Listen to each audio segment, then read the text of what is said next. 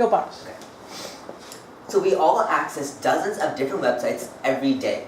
Yet do any of you know how they work behind the scenes? No? Probably not. Neither do my 75-year-old grandpa or my 7-year-old cousin, who is practically born with an iPad in his hands. Hi, my name is Parth Nahar, and today I'll be teaching you a little bit about web development. So going back to my grandpa and my cousin, they both are obsessed with technology. My grandpa, although he wasn't born with technology, he's adapted very well, and now he's glued to his computer. Yet when I sat down with both my cousin and my grandpa, neither of them knew anything about web development. And I find that astounding, because our generation is so heavily reliant on technology, yet we don't know anything about it for the most part. So, in web development, like any other computer programming category, we have programming languages. And the four main programming languages in this category tend to be HTML, CSS, Java, and Python, just to name a few. So with HTML, you have the structure of your website. Without HTML, you don't have a website. It's the only language that's necessary for a website to actually exist. So with HTML, you can create a nice looking Word document that conveys content. But without CSS, you won't have any style.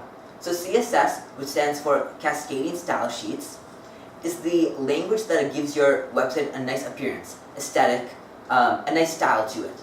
So you can turn a Word document into a piece of art. But at this point, you have a website that doesn't have much functionality. It's nice to look at, but it doesn't do much more. It's kind of useless at this point.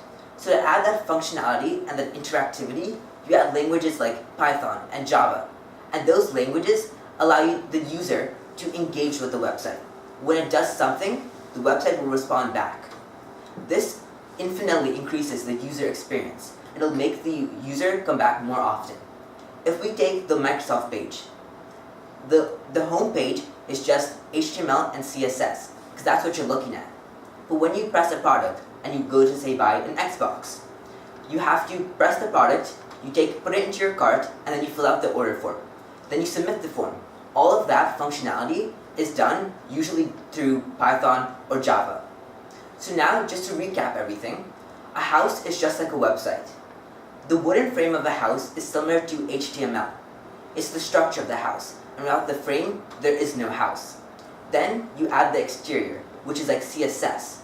You add the stucco, the vinyl, the bricks, the paint, and at this point you have a nice looking house. But when you go inside, there's not much more. There's no ventilation, there's no plumbing, there's no wiring, so you can't live in it.